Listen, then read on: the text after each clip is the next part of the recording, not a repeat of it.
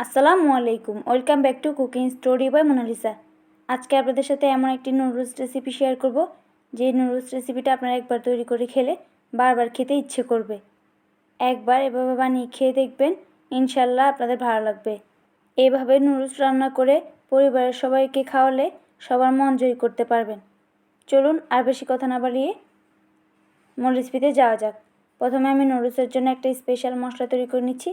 তার জন্য নুডলসে থাকা প্যাকেটের মশলাটা নিয়ে নিচ্ছি।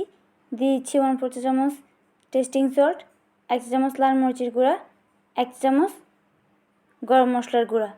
এবার সব কিছু একসাথে খুব ভালো করে মিশিয়ে নিচ্ছি। এখানে ঝালটা আপনাদের টেস্ট অনুযায়ী অ্যাড করে নেবেন। এবার গরম তেলে দিয়ে দিচ্ছি 3টা মিডিয়াম সাইজের পেঁয়াজ কুচি, দিয়ে দিচ্ছি ফালি করে রাখা কাঁচামরিচ। পেঁয়াজটা নেড়ে চেড়ে কিছুক্ষণ ভেজে নেওয়া হয়ে গেলে এবার এখানে আমি 3টা মিডিয়াম সাইজের টমেটো কুচি দিয়ে দিচ্ছি।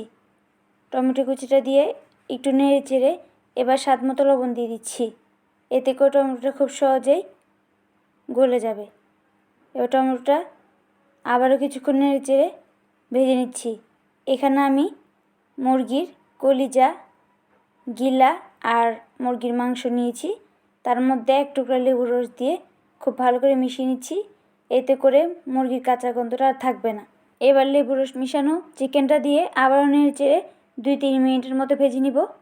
এতে করে নুডলসটা খেতে বেশি টেস্টি হবে। এবার দিয়ে দিচ্ছি 1/4 কাপের মতো বরবটি। বরবটিগুলো আমি এরকম ছোটো ছোটো টুকরো করে কেটে নিয়েছি। বরবটিটা দিয়ে আবারও নেড়ে চেড়ে কিছুক্ষণ ভেজে নিয়েছি।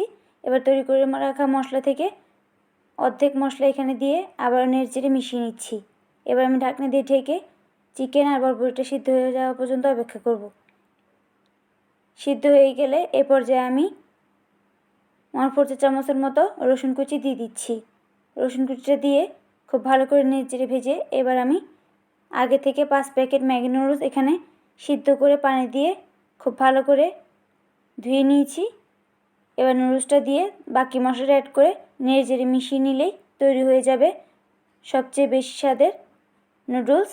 আশা করি আজকের রেসিপিটা ভালো লেগেছে। রেসিপিটি একবার হলো বাসায় ট্রাই করবেন এবং কেমন লেগেছে কমেন্ট করে জানাবেন। রেসিপি ভালো লেগে থাকলে প্লিজ একটি লাইক দিয়ে দিবেন এবং চ্যানেলটি সাবস্ক্রাইব করে পাশে থাকে বেল আইকনটি প্রেস করে দেবেন। আর যারা ফেসবুক থেকে দেখছেন অবশ্যই পেজটি ফলো করে দিবেন।